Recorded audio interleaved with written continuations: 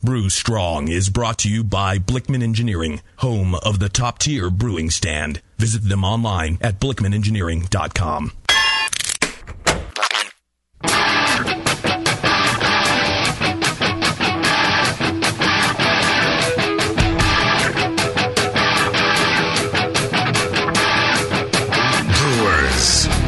It's time for the beer radio you've been looking for.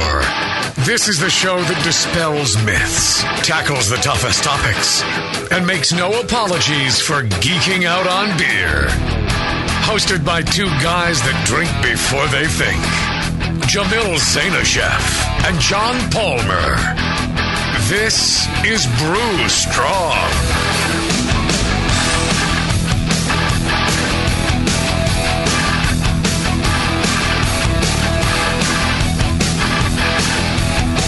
Hey, howdy, hey, my brewing brothers and sisters. Hello, my name is John Palmer, and I am a home brewer. Okay, I'll keep working on it. Yeah.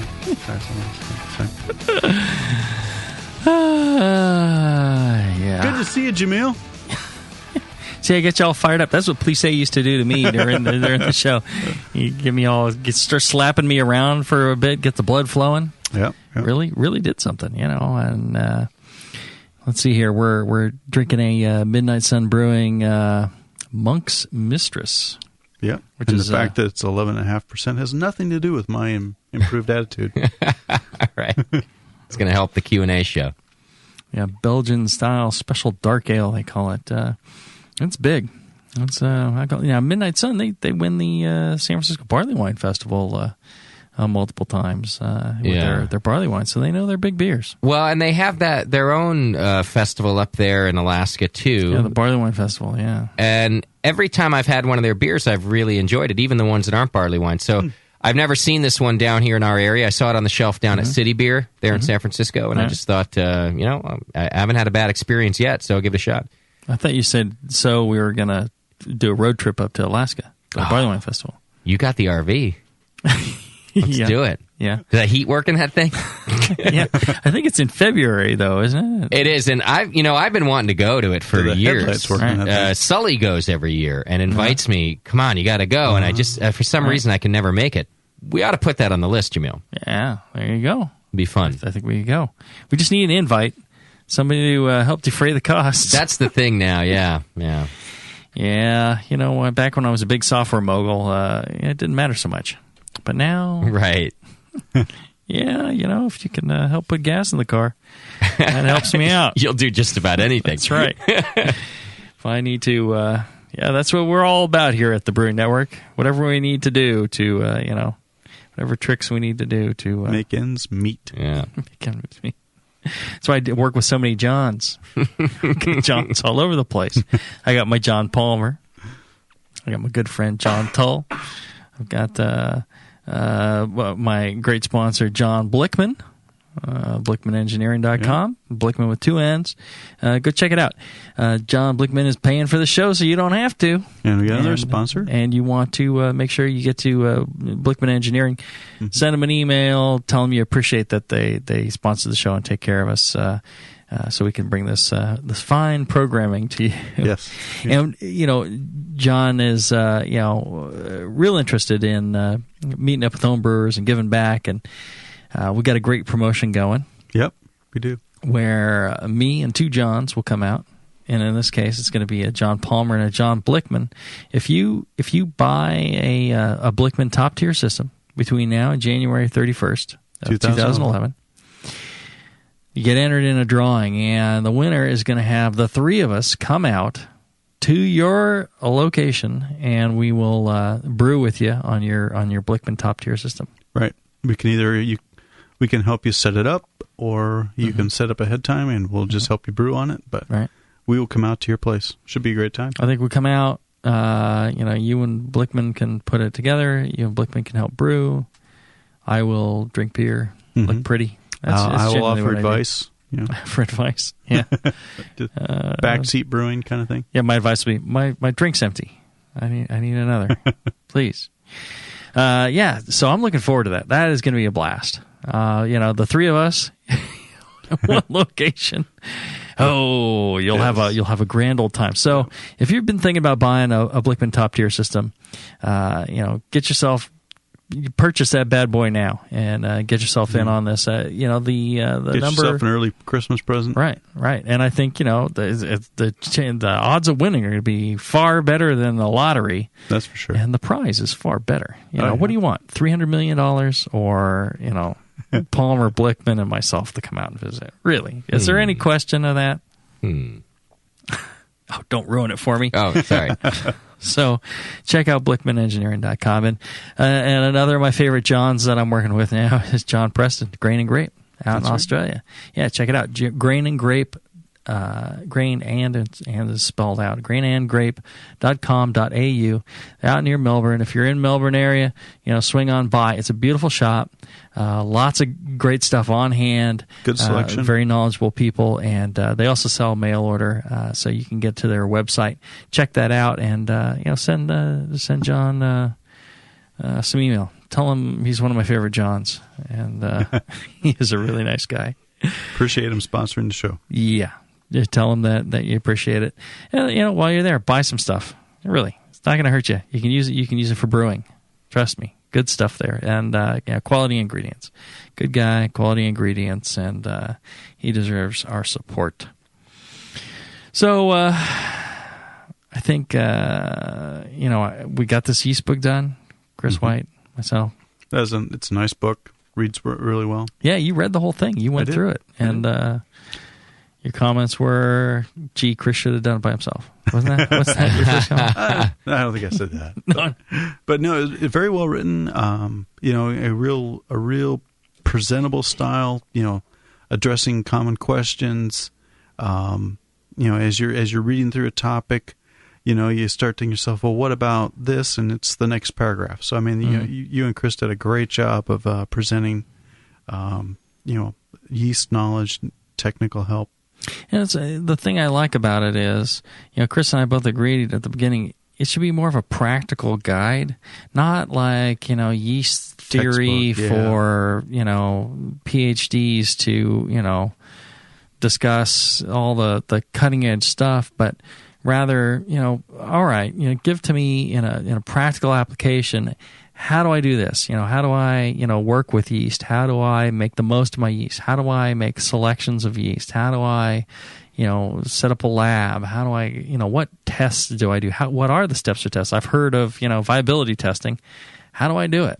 All these things, troubleshooting, all that stuff is in the book, and I'm very proud that we got all that information in there, and it's a good handbook for whether you're just starting out in brewing. I think there's a lot of useful information. I'd read How to Brew first, and then I would get into this book and go through. There's a lot of good information there on fermentation, and then if you've got a lot of experience, I think this book's still valid. And if you run a small brew pub or a craft brewery.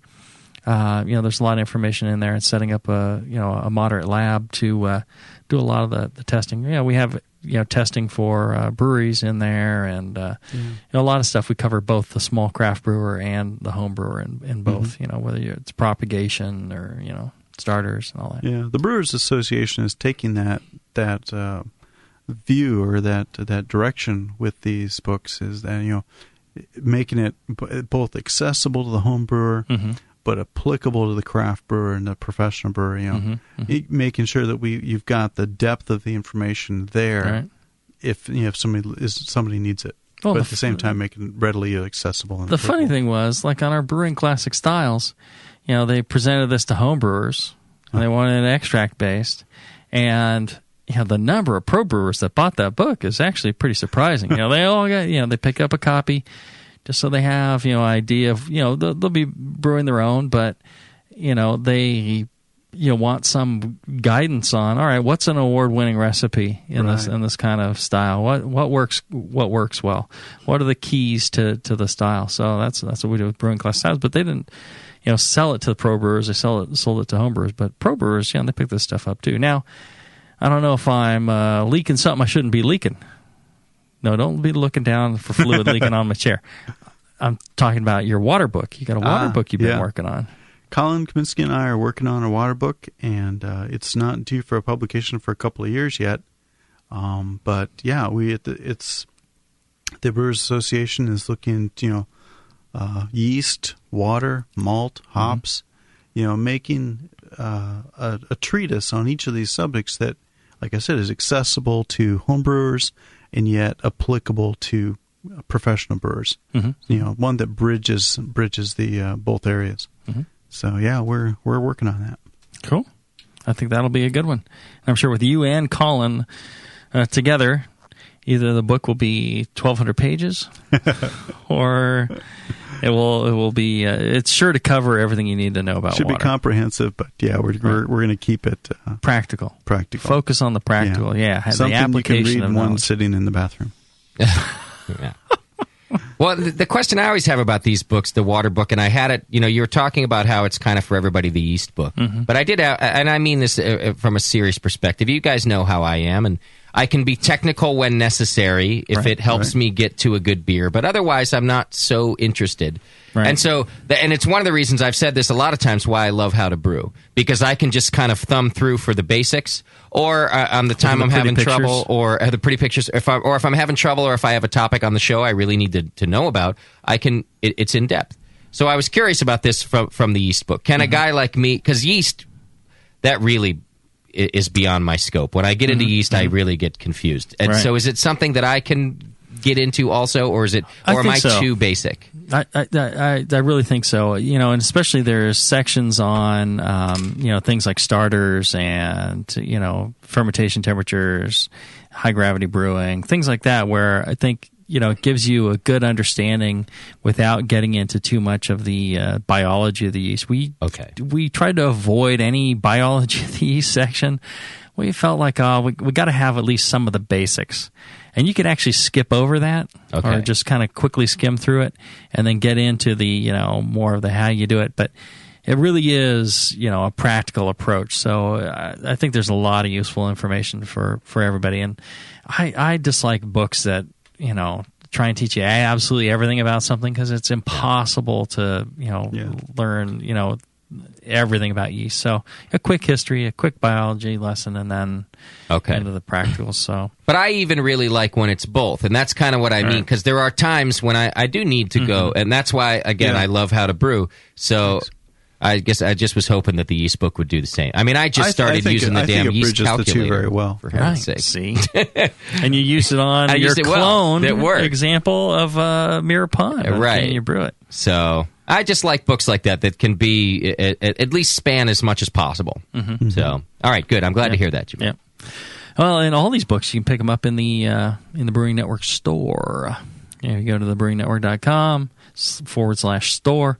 They got a whole section of books in there, and you get these signed books. So, hey, while you're here, you gotta send some more books. I will. Yeah, and you can get Brewing Classic Style signed. You get How to Brew signed. You can get when the yeast book is out in just after GABF. By the time, if you're listening to podcasts, then that's probably now. Yeah. You can get them at the Brewing Network, and they're signed by both Chris White and myself. And a good portion of the book sale goes to the Brewing Network. So you're really helping us out by purchasing these books, and I think you're helping yourselves out. These books I really believe in. Good quality books, good information. And speaking of good information, let's take a short break, and when we come back, we'll get right into the live Q&A session. Back after this.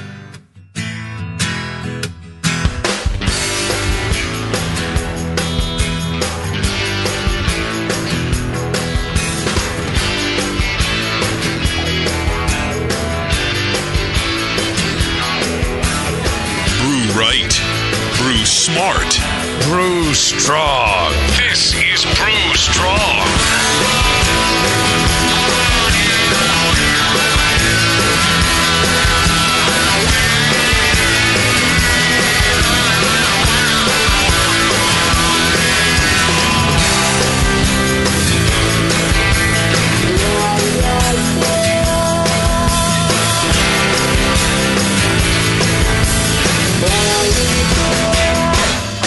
When you hear Blickman Engineering. Think innovation, passion, quality, and customer service. Blickman gear is designed by brewers to give you a sense of pride in your equipment. At Blickman, they know what makes brewing a pain and build gear that makes it fun.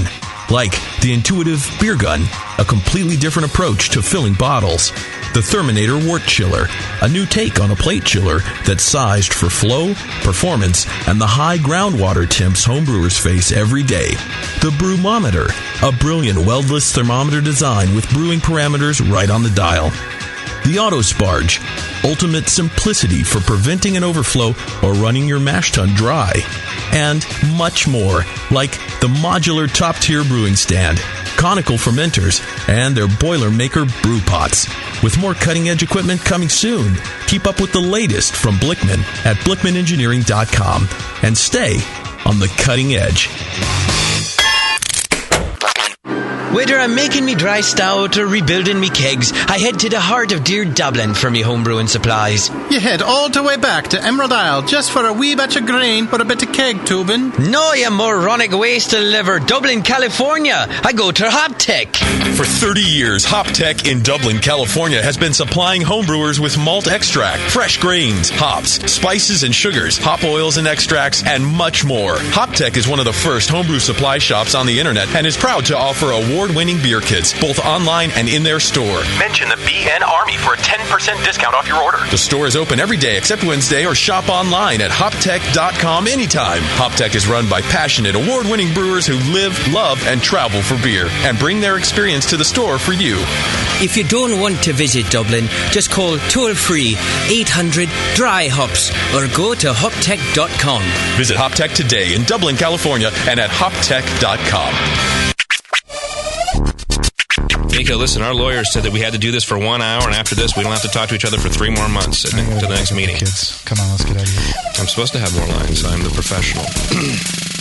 Hey, it's Sully. And I'm Nico. And we opened the 21st Amendment 10 years ago at 563 2nd Street in San Francisco, just 2 blocks from Giants Park, to make great beer and have a great time doing it. That's right, because to us, the 21st Amendment is more than just the right to make beer. It's the right to experiment, to be innovative, and just do things differently. And so now, we're putting our craft beer in cans. That's right, cans. You can find our world-famous Hell or High Watermelon Wheat Beer at Brew for Your Die IPA in the Northeast, Northwest, parts of the Midwest, and Alaska in cans and on draft. So next time you're at your local neighborhood pub or good beer store, be sure to ask for 21st Amendment in cans. Because everyone likes it in the can. Tasty crack cans. Tasty crack can. Okay, I rolled a 15 and I get a +2 from my yeast starter. No, sorry. You failed your roll. Your beer is infected. No way. You had to beat a 24. It's schizosaccharomyces. This sucks. I just failed versus oxidation. Our party is fracked. Doug's the only one left, and his beer is a Berliner Weiss. What's this? A tea party? Hey, this is a brew session, man. Get lost. Is that an actual beer? Yeah, I crafted it. I don't really use the dice anymore. I'm a 10th level beer nerd. Are you a 10th level beer nerd? Does your significant other know the difference between an Irish red ale and a Flanders red ale? Do you burp, strizzle, spalt, and fart Y Yeast 2308? Then you're in good company at Northern Brewer. Northern Brewer has all your beer nerd needs, ingredients, equipment, and knowledge 24 hours a day at northernbrewer.com. Plus fast, cheap shipping, only $7.99 for the contiguous USA. And check out Northern Brewer's huge selection of dorky beer kits, including the socially awkward Patters beer and the sci-fi convention showstopper number 8. Make 10th level at northernbrewer.com. Hilo, what's it feel like? Take awesome and multiply it by 2. Yeah! Spraying live beer radio all over your face. Can't get any better than this, baby. It's the Brewing Network.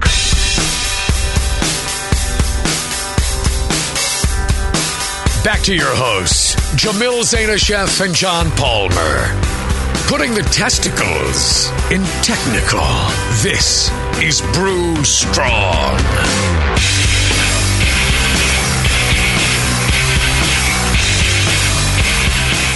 All right, we're back. Live Q&A show. If you're listening live to the Brewing Network, you can go to that thebrewingnetwork.com and click on the Chat Now button, and you can get right in and ask questions live.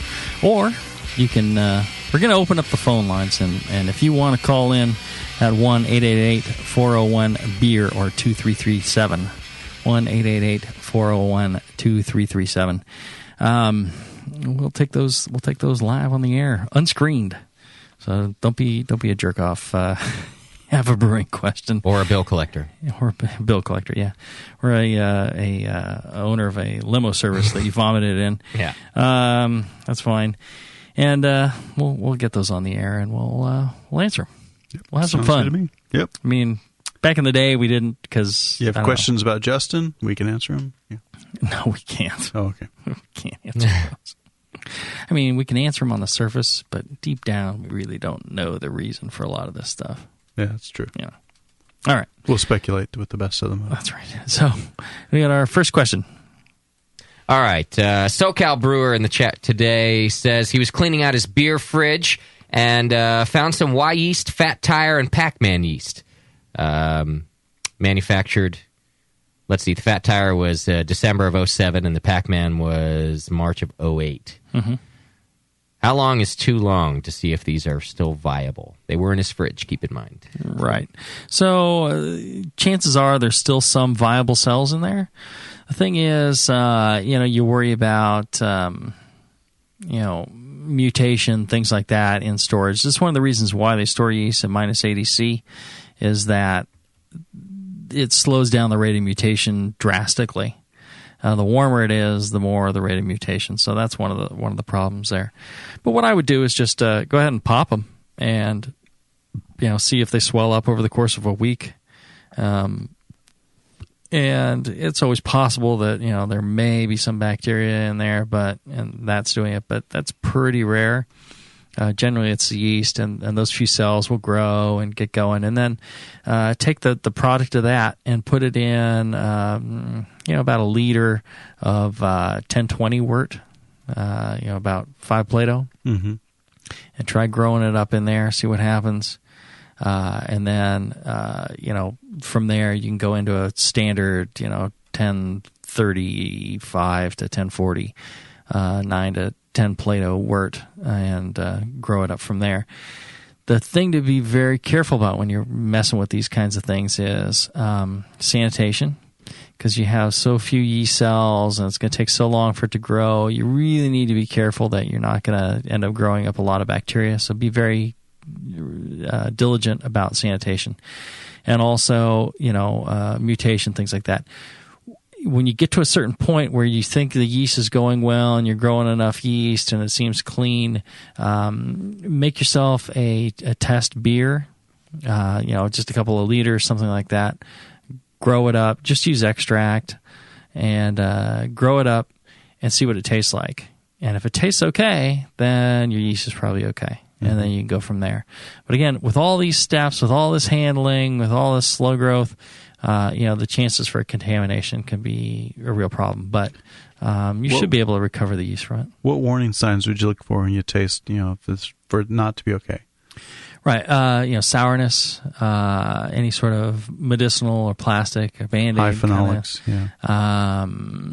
also any sort of weird off character, high diacetyl, high acetaldehyde, things like that, might give you an indication. Anything that's, may seem kind of excessively sulfury or meaty or things like that. Any bad beer flavor means it's not going to ferment. Anything well. stringy, things like that.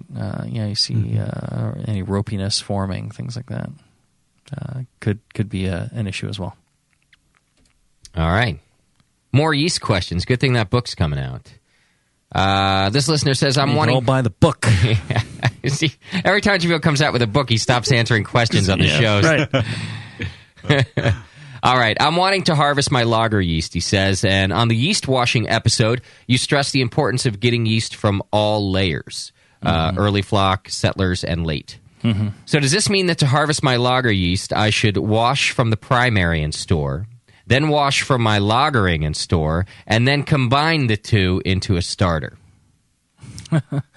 Well, see, when you're working like a cylindroconical fermenter and they get the yeast layers, then you're targeting that middle layer of yeast is considered, the best the, not too early flocculating, not too late. Because the late flocculating yeast is a problem. The early flocculating yeast is a problem. Generally, you can collect from just the primary. Now, if you are, shorting your primary, and there's a lot of yeast left in suspension, then that can be a problem, and you may need to collect from both.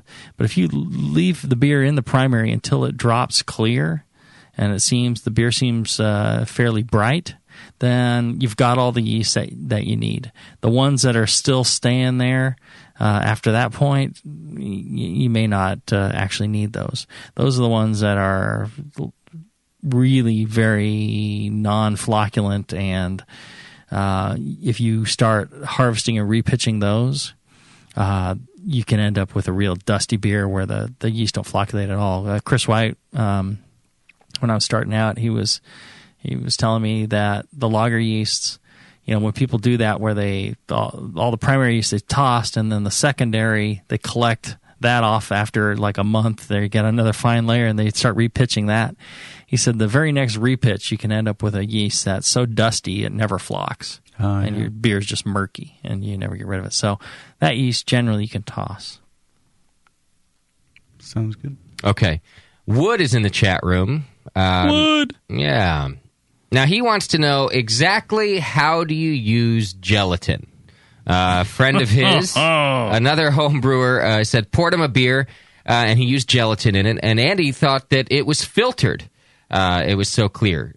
But he doesn't use fining, but was really impressed with the results. Just doesn't know how to use the gelatin, only has heard use gelatin.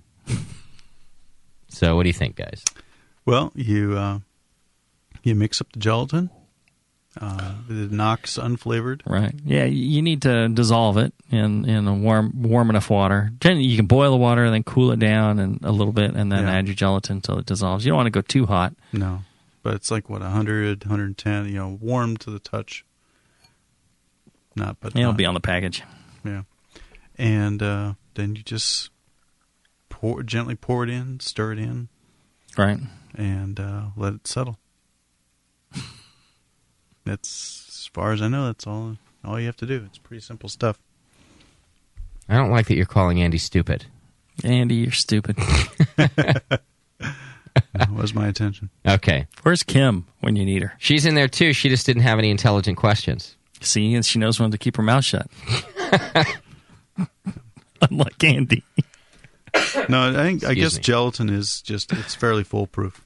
It's right. But aren't there, it's been a long time since I used gelatin. Aren't there, I think what Andy's asking, for optimum performance, Andy's not stupid. I'm just kidding. For optimum performance, isn't there temperatures to use gelatin at, and dosing rates and things like that really do best? I'm sure there are. It's probably in a book somewhere. Yeah. Unfortunately, I have not used it very much myself. Right. Lots of friends have, but I've not had. When I fine, I often use isinglass, or I don't fine at all. Mm-hmm. So don't have the experience with gelatin that some of my friends do. But I got to the point where I skip fining altogether. It's just like, I'll just wait. Yeah, but I think it's one package for a 5-gallon corny keg. And do you put it in the keg pre-carbonation, post-carbonation? Does it matter? I don't think it matters. I mean, certainly vent the keg before you try to take the lid off. But just so essentially the beer is done. Yeah, the beer, and then you add your finings. Right. To condition it. Yeah. There's a good website with the gelatin information on it. Brewer Supply or something. They have a whole thing on fining and all the different finings. Yeah. So I think he's stumped the panel here. We really don't know all the answers. Yeah. Okay. Unfortunately, I believe that is the case. Okay. We're not... fully. So Andy's not the dumb one in this room right now. No, you are. Yeah. Oh, that's always the case. Where's Biscuit? All right. Okay. I have a question about... Did we talk about the pronunciation of this one? Diacetyl Right, yeah, we did. Is that right? Yeah, diacetyl or diacetyl. Diacetyl, that's also right? Or diacetyl. All right. So diacetyl. Uh-huh. Butt Kraken's back in the chat. Butt Kraken. He's got a question. He says, my last 5 beers have had the diacetyl in them. Not a significant amount, but enough to notice. It's kind of a slick, oily mouthfeel, too. Mm-hmm. He says, I've looked into the common issues that cause it. Low pitch rate, fermentation temps, infection, and oxygenation. I think he uses your pitch calculator, everything. I make starters for every batch, he says. Mm-hmm. I make them according to your calculator and the best by date on the vial. Mm-hmm. Infection has not been an issue in these beers. Mm-hmm. My friends and I hypothesize, he says, that over-aerating was a problem. But my last batch, I only aerated for 30 seconds instead of the normal 1 minute that I do in a 2.5-gallon batch, he says. Butt Kraken, I think you need to get on the phone and explain the whole thing. We can work this out. Because All I got a lot of questions. Beer. I got a lot of questions. I mean, what yeast strains are we talking about? What's the fermentation profile like? I mean, are we starting warm or starting cool? Okay. I think he's still in the chat there. So 888-401-BEER. Mr. Kraken. Yeah. Give us a call. And because certain yeast strains will produce a lot of diacetyl. There's also a thing where people mistake other flavors for diacetyl or diacetyl. A lot of times you can have a caramel toffee kind of thing, and since toffee is quite closely related to or associated with butter, yeah. Mm-hmm. to make toffee, people kind of start to think butter. So it depends on, what kind of recipe, the yeast strain, and fermentation temperatures. Okay. I think he's calling up now. I do see him in the chat. It'll just take a minute to get through. There's a little delay over there. Here we go. Butt Kraken, you on the line there? That's me. All right. All right, Butt, how you doing? I'm doing all right. All right. I'm actually studying to listen to the radio. Well, studying's the mistake right there. So on these batches of beer, what's the recipe like? The recipe, they're actually it's different? 5 different beers. Okay, are all of them using heavy caramel, anything like that? No. They range from As in, you mean kettle caramelization or a lot of crystal malts? Both. There's only one that had a lot of a barley one that had a lot of caramelization in the kettle. So other than that, I'm not a big fan of crystal malt, so I don't use them that often. Okay, all right. So you're getting this diacetyl kind of character in let's say a Pilsner, as well as okay. Now, and what kind of yeast are you using for these? Okay, so the only one that technically should have diacetyl is the Bohemian Pilsner that I used. I used WLP 802. Mm-hmm. The other ones shouldn't. I used WLT 530, 400, and then the rest were WLP 001 Cal Ale. Okay, and you're sure it's diacetyl, or could it be something else, or that's real strong? It's not. I don't get it in the nose, but I'm real bad at. I have pretty high tolerance for buttery nose or whatever, but I definitely get in the mouthfeel. Mm-hmm. And a couple other homebrewers, they can get diacetyl as well. Mm. Okay. And these are all grain or extracting specialty grain? All grain. Okay. Yeah. And what about fermentation profile? Do you what's a typical fermentation? When do you pitch? What temperature do you pitch at? And then where do you go from there? I always pitch at the temperature I'm fermenting at, because these are all ales, obviously, except for the Pilsner. But I pitched that one also at 50 degrees. Okay. And then all the ales I pitched at the fermenting temperature. Okay, so let's say you're pitching at 67 or 68, and then the beer starts fermenting and you see activity within a day or two at the most, or? Yeah, I'm sorry I didn't catch all of that, but I do use a 2-stage temp controller throughout the whole time, and it stays at that temperature until usually last quarter of fermentation. I slowly start ramping up about 1 degree, 2 degrees a day. Okay, so yeah, that's an important part of reducing diacetyl right there. I was thinking maybe you were clamping down on temperatures at the end and crash cooling it and all that, because that's one way that you can end up with it. Wow, But when you say that you perceive it in the mouthfeel, I mean, you're saying that the mouthfeel of the beers is slicker than what you think it should be? Yeah, because most of these beers finish out pretty dry. I'm looking at my list right now. I got 10-12, 10-10, 10-11, 10-9, and it's dry until I get that oily mouthfeel when I'm tasting it. So. If there's truly is diacetyl in these beers, then I think it would have to come from some sort of contamination source. Yeah, PDO or something like that. However, I'm not 100% convinced that there's diacetyl in these.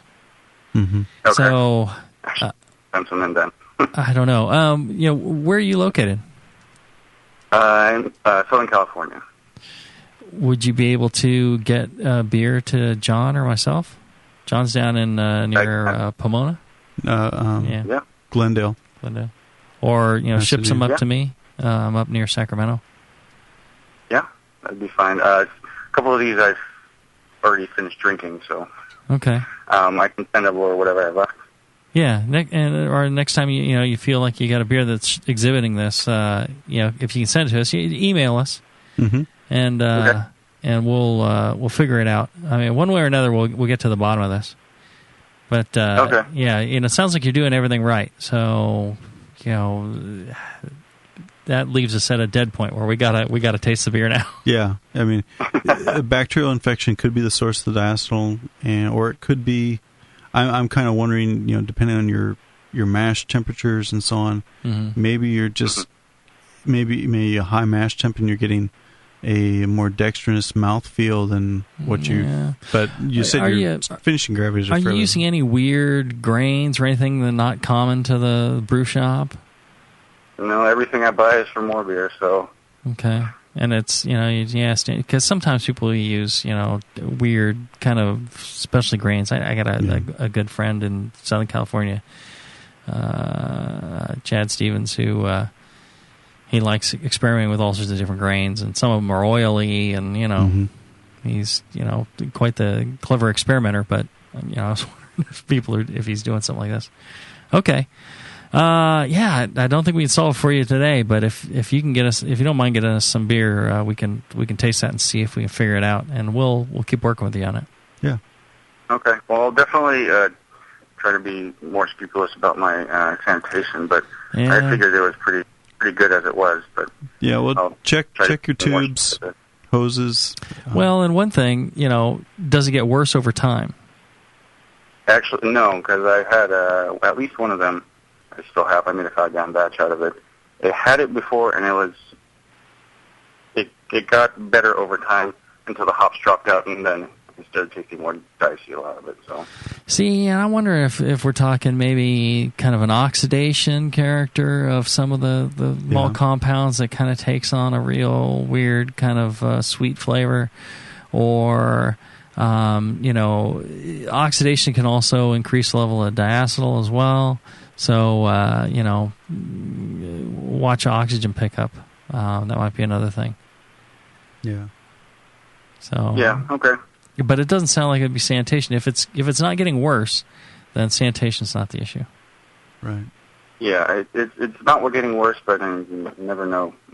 So I try to keep a couple samples over. Okay. Just leave them out covered, obviously. Yeah. Just to see if they're getting worse, but. All right, Mr. Kraken. Thanks for All right, thanks for the help, guys. Thanks for calling in. Hey, Kraken, are you Dan? Did you send an email as Dan also? I did. Okay, just checking. Thank you. You're welcome. All right. Take care, brother. How about a quick follow-up question before we go to break? Because Kim was listening too, and she wants to know if... Why Andy is so dim? Yes. Yeah. Could too many raisins in a beer, like in a double or something, replicate a diacetyl aroma flavor? Yeah, I don't think the raisins would, but I think it. All these flavor perceptions are so difficult across a span of people to say, and that's why I think sometimes you get a real kind of caramelly character, and then people think, they relate it to toffee, and then they're one step away from butter. So maybe, but generally they shouldn't. I mean, raisins don't really have anything, flavor-wise. No, I mean you get esters and right. prune juice kind of esters, right? And some, Pruny, oxidized grape, right? But diacetyl, that should be, microwave popcorn butter kind of flavor aroma. Mm-hmm. Yep. All right, well, let's take a short break, and when we come back, we will answer more of your questions back after this.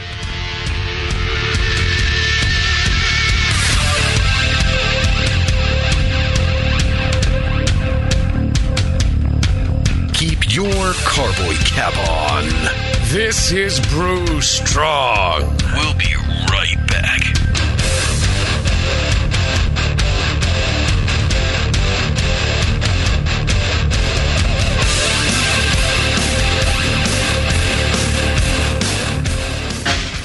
When I order a beer, I want my server to know more about it than I do. I want someone who enjoys good beer and loves helping others enjoy it too. I want someone who knows how to pour a perfect pint for every beer style. I want a Cicerone.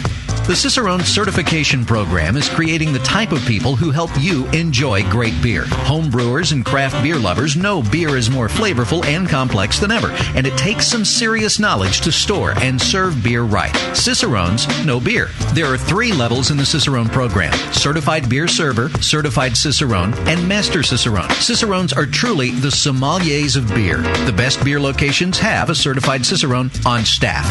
Relaxed and unpretentious. Cicerones are tested on storing and serving beer, beer styles, flavor and tasting, the brewing process and ingredients, and pairing food with beer. Learn more about your next beer guide at cicerone.org. Certified Cicerone, because it takes top talent to present a perfect pint. Hi, this is Push from the Brewing Network, and I want to tell you about the Brewmaster's Warehouse and how you can get 10% off your next order. I'm a pretty techie guy, but I've never seen an online store like this. It's awesome. Go to brewmasterswarehouse.com and click on Brew Builder. You can whip up a custom recipe so easily even Sven could do it. Seriously, it's slick. You can share your recipe with your own logo and notes to the Brewmasters database if you want. And the best part, it keeps a running tally of the beer you're building while you're doing it. Then, bam, click Buy Recipe, and your cart is filled and ready to go with helpful suggestions in case you forgot something. This thing is amazing. Brewmasters Warehouse is run the way a home brewer would do it, with great service, fast turnaround, and $6.99 flat rate shipping. Brewmaster's Warehouse and the Brew Builder blew me away. Check it out today at brewmasterswarehouse.com. I'm serious. And don't forget to put BNARMY in the discount code box for 10% off your order. Check out brewmasterswarehouse.com. Cheers. Do you support the Brewing Network? Do you brew your own? Are you looking for an economical, fun, and legal way to do both? Subscribe to Brew Your Own magazine and do just that. All year long, Brew Your Own will surprise you, entertain you, and educate you with articles on beer and brewing from authors like the Brewing Network's very own Jamel Zalashev and John Palmer. Each issue is a full pint of brewing techniques, homebrew stories, tips and photos, projects to make yourself, and recipes for the avid home brewer. Get your tough questions answered by Mr. Wizard, and polish your style accuracy with Jamel. A portion of every subscription goes to the Brewing Network, so subscribe today at byo.com/Brewing Network, or just click the BYO logo on the Brewing Network homepage and support a fantastic hobby and your favorite broadcaster. Brew Your Own, the how-to homebrew beer magazine.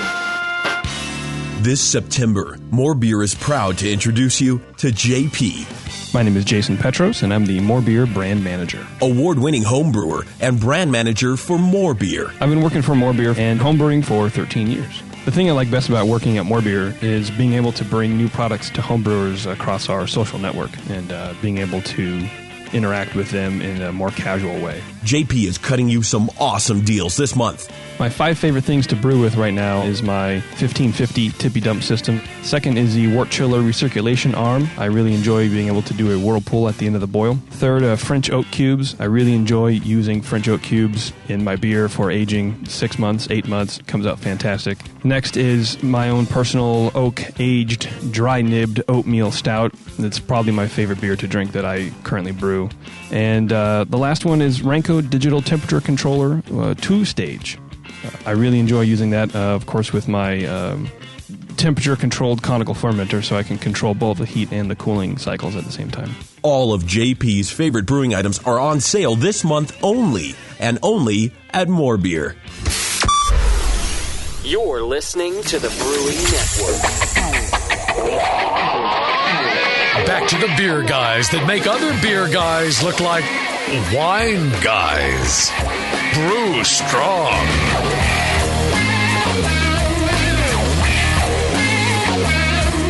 All right, we're back. We're having a grand old time here in the old Pacheco steamer. That's what I call the studio, because it's Studio D. Tad warm. Yeah. Yes. It was cold Studio today, Deuce, so I didn't turn on the AC. Out, yeah. But if we could open the windows and not hear the hookers crying, the pimps smacking them, right? The cop cars racing by, yeah, then we would, but we can't. So sweat it. Yeah, let's do the hot nut sweaty thing and answer another question. Okay.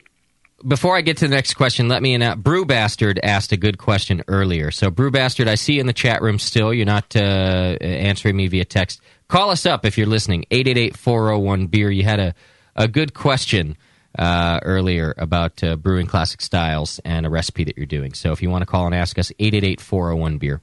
In the meantime, I had a good question come through from Lee about adding hops to a hot whirlpool. Mm-hmm. He says he often hears professional brewers talk about it. And he says, I understand that because of the extended time and temperature, both flavor and aroma compounds are extracted, as well as bitterness. However, since the wort is not boiling, these flavor and aroma compounds are not volatilized as strongly. Do the additions act more like flavor additions, mimicking the 15 or 30 minute before flame out? And if so, then how does doing a hot whirlpool of, say, 20 minutes affect those flavor and aroma additions that he did, say, 15 minutes or 5 minutes before? Yeah, it depends a lot on so many different factors. Even just surface area of the kettle versus the volume. The smaller the surface area, the more of those volatile aromatics you're going to retain. Right. It depends on when you're talking hot whirlpool. You're talking just below boiling, or you're talking 170. All those things will affect hop utilization and the development and off gassing of these these compounds. So it even depends on the hops you're using. Different. Right. Some of these different compounds will volatilize at different rates, different temperatures, things like that, and are present in different amounts. Right. So it's really difficult to say, but I think the thing that he seems to already know is, bittering is still developing when you're above, what is it, bitter isomerization happens at 170 something and above, and then these other compounds are being driven off. If you can smell them coming out of the kettle, then definitely they're coming out. Right. They're going. And so you're kind of developing, more of perhaps a flavor. On the extreme, you're just developing more bittering. Right. It depends on the amount of exchange in your whirlpool as well. If you're whirlpooling a lot and exchanging that surface area often, the more you do that, the more you're gonna lose those volatile aromatics. Yeah, I guess one kind of obvious thing to say is that the cooler the temperature of the whirlpool, the greater percentage of aromatics to isomerization that's going to occur. Mm-hmm. The hotter it is, you're going to get more volatiles coming out of the whirlpool, less going into the beer, but more isomerization occurring from that hop addition in the whirlpool. Mm-hmm. Right. It's one of the reasons I like to do the whirlpool chilling and quickly drop the temperature down as fast as possible. And you can toss in some hops and kind of lock in those volatile aromatics. All is not lost either way. Let's say you're using a Blickman Therminator, and you can use the Blickman hopback, and run your hot wort through the hopback and through the Therminator, and then right into your fermenter. And what you'll do is you'll express those hop aromatics in the hopback, and then lock them in the Therminator really quick, and then right into your fermenter. So you get great aromatics that way. So even if you're whirlpooling and you're whirlpooling hot, I think you can do that. Mm-hmm.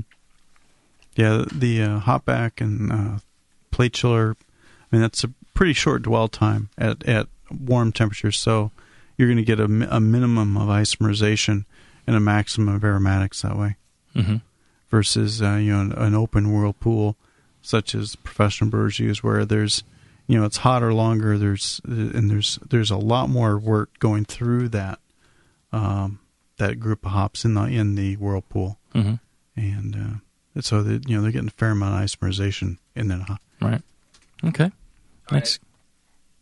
I think we have Brew Bastard on the phone to ask his classic style questions. Brew Bastard, is that you? Hello, I'm here. How are you, brother? I'm good. How you doing? Good. All right. So let me get through the question real quick, and then Jamil, I think, has some for you. Brew Bastard had written in that he used a Belgian Pale Ale recipe from Brewing Classic Styles, but added sugar. Mm-hmm. Recipe's 86% grain and 14% table sugar, 34 IBUs, mashed at 154. He did a 2-hour mash because of a family emergency, and then pitched Y Yeast 1214. It went from 1066 to 1005. Said it's got a great taste, but it's too sweet, even though it finishes dry. Right. It's aged a little bit and has reduced its sweetness somewhat. He wants to know, does the 2-hour mash cause this, or too much sugar? Yeah. Well, one question I had. So when you said 86% grain, does that include the Caramunic and the biscuit? Yeah, there was 12 pounds of Pilsner, and then 0.7 pounds of Caramunic, 60, and 4 pound of biscuit. Okay. And then, all right, so, and the 14% sugar. And, I don't think the mash was necessarily the problem. Was the mash temperature dropping over that time while you're gone for 2 hours? I would think steady? So. Okay. I probably dropped a few degrees. I don't remember. I didn't actually write down what the temperature was when I poured it out. But it was a pretty hot day here in LA. So. And which Y yeast did you use? The 1272 or what was it? It's the Y yeast 1214, which I think is the Abbey Ale yeast. Right. Okay. Well, the sweetness. One of the things we've talked about before is, the perception of sweetness is affected by so many things and not by the finishing gravity. Back in the day where people didn't pitch enough yeast and pay attention to fermentation, then attenuation was directly related to sweetness because people weren't, the things just weren't fermenting out. And nowadays people are fermenting things out fully, just like a good commercial brewer would do. And the flavor that you get is dependent on the types of alcohols that are produced. Some of them can be very sweet, some of them can be bitter, and you can end up with quite a sweet character. Sometimes you'll do a beer like this, and if you've added simple sugars and you've added some of those simple sugars could be left over. That's one of the things. It's the kinds of sugars that are left over, and more so than the amount of sugars left over. If they're all long chain dextrins, you could have a 10 Plato finishing gravity, and it still wouldn't taste sweet. It would be thick, but it wouldn't taste sweet. So I'm thinking it's really more the alcohols that were produced from the type of yeast that was used, and the fermentation profile. Could over-oxygenating, sorry, I'm drinking, produce these type of sweetnesses? Well, you can, from over-oxygenation, you tend to generate more fusel alcohols, and the fusel alcohols can have a sweet character, but often often tend to be more solvent. Solventy, yeah. Yeah. So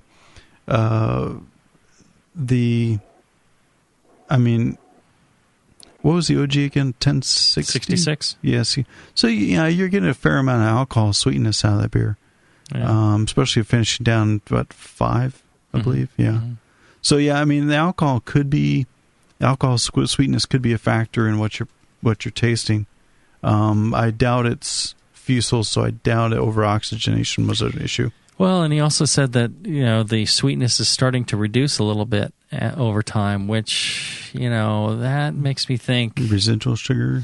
Maybe have you checked to see if the gravity is changing at all over time?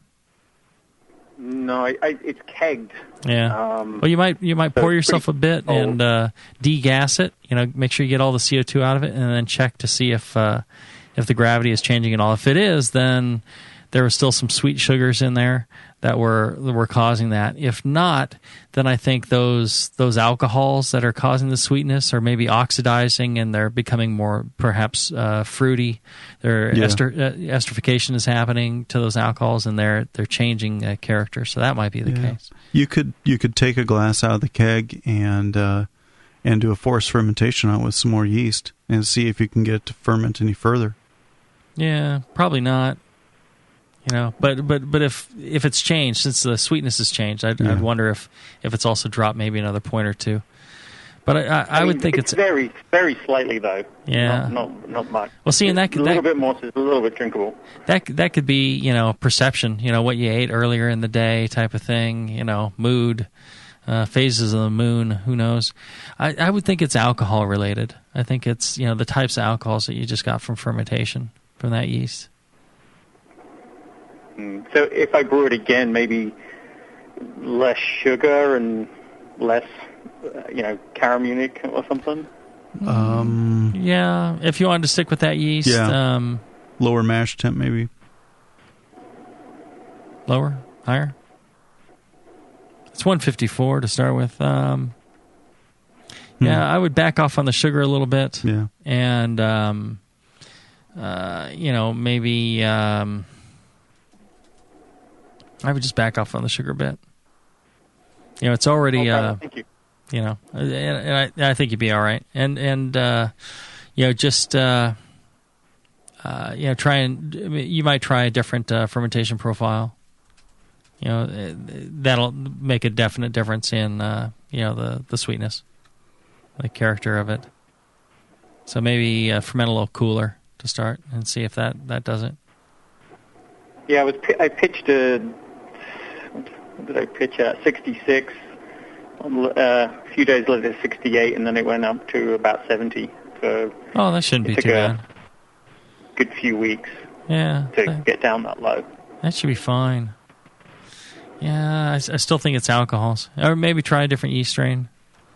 And the book calls for Y yeast 3655, so I can't really help you now. You change the recipe.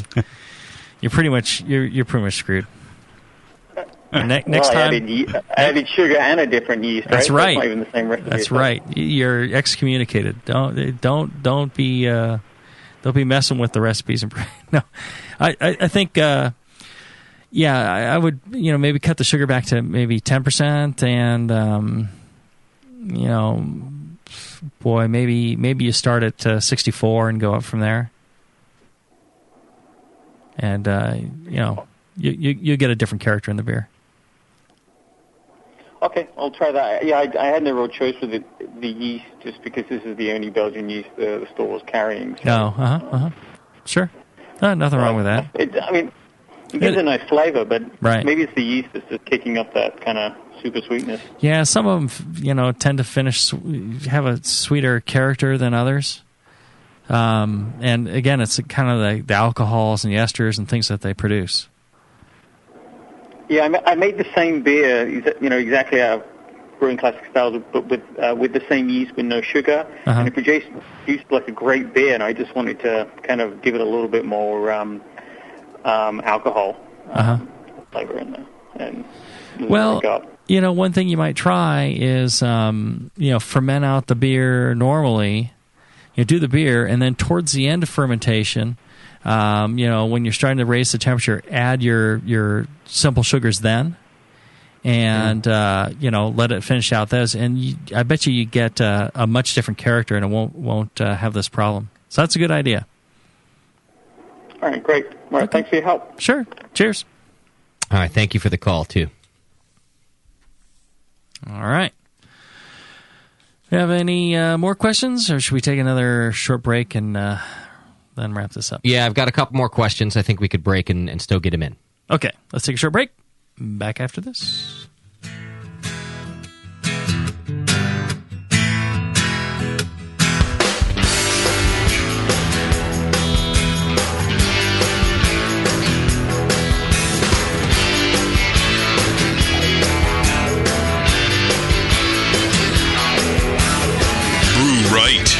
Brew smart.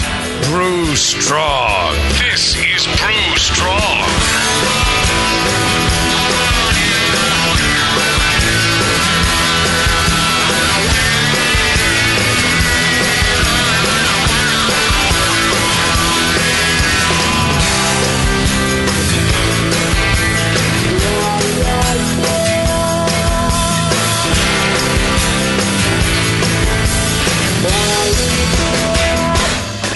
The cutting-edge equipment from Blickman Engineering is designed by brewers to make your brew day shorter, more enjoyable, and to give you a sense of pride in your equipment.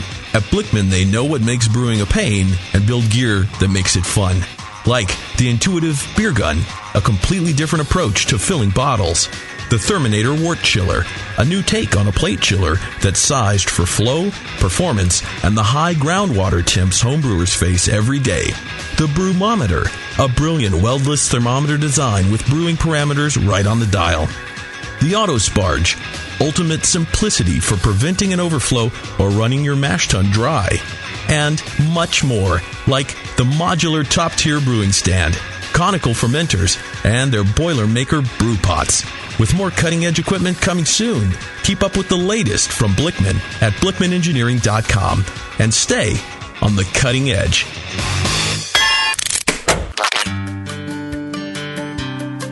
Williams Brewing is your online resource for prompt delivery of quality home brewing supplies.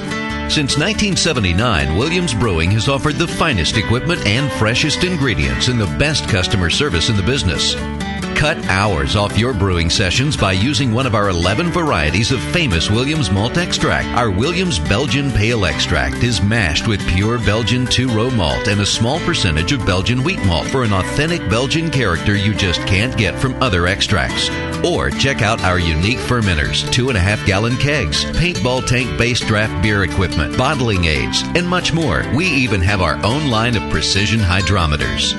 Go to WilliamsBrewing.com to browse our vast selection. That's WilliamsBrewing.com. Orders placed by 3:30 p.m. Pacific Time ship the same day. Brewing is easy. The Williams way. Hey, what are you doing, man? Writing a review of WLP 400. What? You're reviewing yeast? Yeah. White Labs has home brewer reviews of all their strains.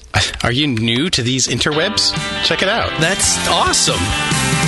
White Labs, your source for great yeast, invites all brewers to visit whitelabs.com to read and write your own reviews of all their yeast strains. Get real-world tips and tricks from other brewers who have made the most of their vials and post your own experiences. It's another way White Labs brings you closer to the best yeast on the planet. And send. There you go. You misspelled flocculate, dude. What? White Labs. It's all in the vial. Organic ingredients. Fresh, clean, good for you, good for the planet. Seven Bridges has the best selection of organic ingredients, including over 27 varieties of organic hops at breworganic.com. Join their mailing list for special deals and regular updates. They've been brewing organic and serving organic brewers for 13 years. They can help you brew great organic beer. And Seven Bridges is the proud host of the 4th Annual National Organic Brewing Challenge, the only BJCP-sanctioned nationwide brewing competition just for organic beers. Take the challenge this fall for a chance to win great prizes, including stainless steel brew kettles and organic brewing ingredients. This year, the challenge will be judged in 2 locations: on the East Coast at Capital City Brewing in Arlington, Virginia, and on the West Coast at Gordon Biersch in San Jose, California. For complete details, visit breworganic.com/competition. Seven Bridges is cooperatively owned in awesome Santa Cruz, California. Everyone there is dedicated to great beer and people-friendly business practices. They offer environmentally friendly, fair trade, and fair wage brewing products whenever possible. Seven Bridges, breworganic.com. Brewers Publications is proud to announce their newest release, Yeast, the Practical Guide to Beer Fermentation by Chris White and Jamil Zainasheff. The Practical Guide to Beer Fermentation is a resource for brewers of all experience levels. Chris and Jamil thoroughly cover yeast selection, storage, handling yeast, and how to culture yeast. Learn how to set up your own yeast lab, the basics of fermentation science and how it affects your beer, plus step-by-step procedures, equipment lists, and a comprehensive troubleshooting guide. Professionals and homebrewers trust Dr. Chris White, who founded White Labs Yeast more than 15 years ago. And Jamil Zainasheff is one of the most respected and most awarded homebrewers in history and co-author of Brewing Classic Styles with John Palmer. Visit Brewers Publications on Facebook for more information. Order your copy at shop.beertown.org or from the Brewing Network. Yeast, the Practical Guide to Beer Fermentation by 2 of the most trusted names in commercial and home brewing. Proudly available soon from Brewers Publications. This is www.thebrewingnetwork.com. Sit down next to it, grab yourself a paper towel, and watch those yeast have sex. You're listening to the Brewing Network.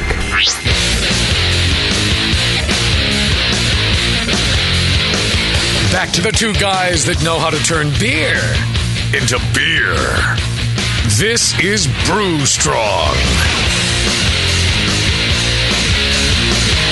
All right, we're back. We're doing a live Q&A session here on the Brewing Network. It's the only beer programming I know of that you can find live on the internet. You can actually participate, like a lot of people. Jamil and Palmer.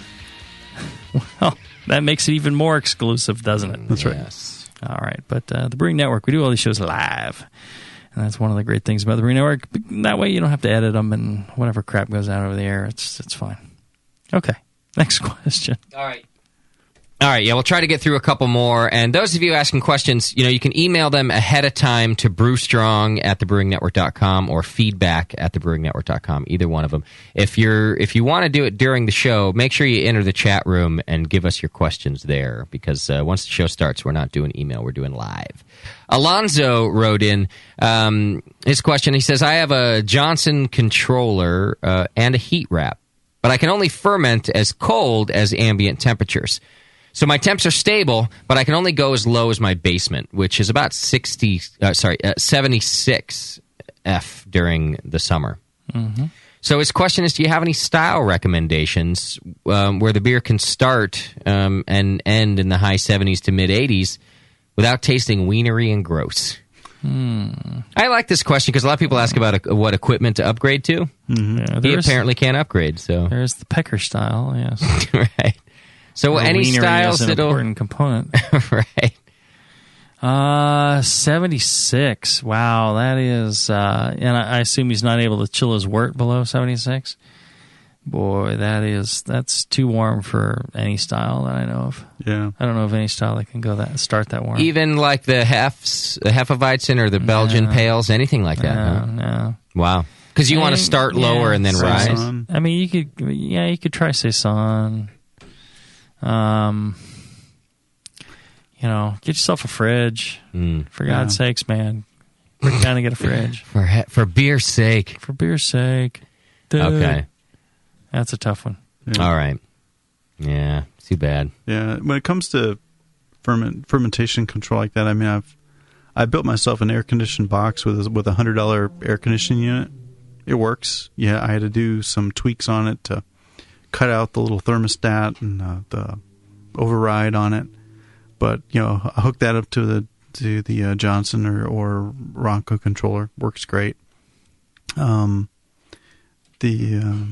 by the time you put in the money to build an insulated box and do all that, you can buy a fridge. You can get buy a used fridge. I mean, you've Craigslist. I bet you could get a fridge for free for hauling one away. I bet you there's someone out there that will give you a refrigerator. I've done it. You can carry it away. Yeah. And you get a pretty decent one. Don't take the total pieces of crap, but you'll find one that's pretty decent. If it's a space requirement, then get rid of something you don't need, like the wife or child or something like that. TV. TV, and put that in there. And the other option is just brew during the colder months. That's generally what I do. I live where it gets freaking hot, and so I've got the fridges, but I just don't brew that much during the summer. I could send him all of my beer recipes that I've ever written, and not one would be adversely affected by fermenting at 76 degrees. That's a good point. You should do a book of recipes that really don't depend at all on your skill, brewing technique, and skill. Yeah.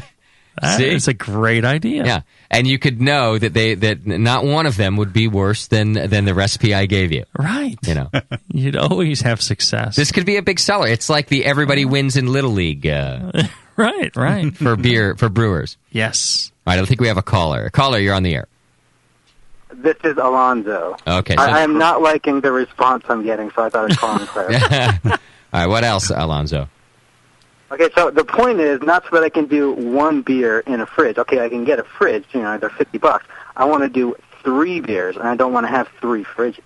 I want to do 3 5-gallon batches at the same time, and so it's like I want to be able to do those and have them not come out gross. It's just for my own drinking. And so what I've been doing during the summer is doing like Belgian singles and Belgian pale ales, just like low gravity things that won't taste like super fruity and just come out good, and maybe not necessarily style. Like the Belgian single, I would almost call that like a crystal Weiss, like it was kind of like a clear Hefeweizen, and it came out like it still tasted good. So it's just that's trying to be what I'm doing, but 3 at a time, which is why I can't get 3. Right. You can also do things like Cal Ale or American Ale or US-05 yeast, and that'll do okay at those temperatures. You're going to get a lot of green apple character from. And that's what I'm trying to avoid. I'm not getting that. Well, then I'd suggest building a box and sticking a window air conditioning unit in it. Or, if you get a fridge that'll hold 2 fermenters. Which is not difficult to do. Then chest freezer.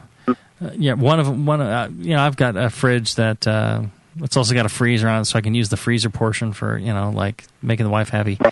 But you can run one if you get a dual stage controller. One can run just cold, and then you make like a lager or something like that, or a Kolsch or something like that, and then the other one you're running at ale temperatures with the heat wrap. And so you can do 2 at the same time and do 2 different beers at 2 different, totally different temps. So that's one way I do it to maximize the space and not have 3 fridges running. That takes care of 2. If you got a big enough fridge, you could certainly do 3 that way. That makes sense. I wonder go ahead. No, go ahead.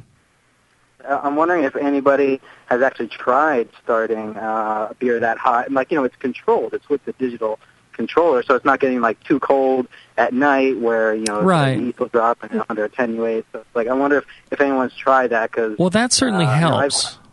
That definitely helps, but it's that initial phase that is the problem with it that warm. Here's one thing you could do though is start the beers in the fridge where you can control the temp, and for the growth phase of the yeast you can have more control, and you can go, 68 through 70, and then after the first, 48 hours, you can pull it out and just use the firm wrap and go warmer from there, and that way you only need the fridge for 2 days. Yeah, so 48 hours. I was doing that. I did that with your Saison, actually, which is in the keg there. I have a keg fridge. It's like a dedicated fridge. It's not the wife's fridge. It's my fridge. Right. And so I put that or the one carboy in there, but I could only do one at a time once a week, or maybe even once every 2 weeks. But Right. I like your idea of taking it out after just 48 hours. I didn't think of doing that after such a small amount of time. Yeah, all your growth is really pretty much done in 48 hours. It can actually be done, as soon as 18 hours or sooner. But it should, no matter what your pitch rate, unless it's really, really low, it should all be done by about 48 hours. So, what kind of flavors do you think I'd be avoiding in doing that just for the first 48 hours? Like, I was thinking just fusel alcohol would be what I was avoiding. Like, I guess like fruity things would. It changes your esters. It changes things like acetaldehyde and things like that. Pronunciation. Yeah. It's gonna affect all those things. And even yeast health for later in fermentation, and being able to attenuate well on higher gravity beers is going to be affected by that. Right. Okay. Well, yeah, I definitely like that idea of taking it out after 48 hours. That way, I can do 2 in 1 week. Yeah, I'm glad you called. You forced us to think a little bit further into solutions. You guys are just clowning around, and I thought I'd actually try to get. I know we're a couple of asshats around here. What do you expect? We're sitting here drinking, and what do we care what happens to your beer? I mean, really, right? Unless we're coming over to your house to have a few, it's really our priorities are completely different. Thanks, Alonzo. Thanks, I already brother. pre-ordered the book. Awesome. Attaboy. There you go. All right, guys. Okay. Take care. And just while you were answering, a couple people reiterating your first answer. San Diego Matt has a $100 fridge that fits 3 6.5-gallon carboys. Yeah. PSU Homebrewer said, check Google for freezers. There's a 7 cubic foot one from the Home Depot for about $199. Right. And also fits 3 carboys. Right. So. But I see what he's saying. It's like, look, how do you... the question isn't, where do I get cheap fridges? He's like, I can go ahead and buy fridges, but, how do you maximize, what do you do to maximize the, potential of one fridge, instead of buying multiples? He's got the money, you do whatever he wants, but how do you maximize it? So I think that was actually a good question. Made us think a little bit more. All right. I think that's about all we have time for today. Oh, it's over? I think so. Dang, we're having so much fun. I still got beer left. Uh-oh. Show must not be over. We still got beer. All right. Well, that was another good Q&A show, and we'll be doing another one. Every third show we decided we would do live Q&A. So if you enjoy this, find out when we're doing these shows. You sign up on Twitter or Facebook, and we'll be sure to... the call-in aspect, too. Yeah, we'll do more call-ins. I like that, too. Anyways, until next time, make sure you're checking out all the things the Brewing Network has to offer. A lot of different shows. Sunday Session, Can You Brew It? The Homebrew Chef's coming up. That other show shouldn't be mentioned. Lunch Meat is out there as well. And lots of good products in the Brewing Network store. Go out and check that out. You can buy the yeast book. You can buy Brewing Classic Styles, How to Brew, all signed by the authors. And also don't forget... I don't know. Don't forget something. Don't forget to hold on loosely, but don't let go. And watch out for rug burns. Yeah, brew strong. Brew strong, everybody.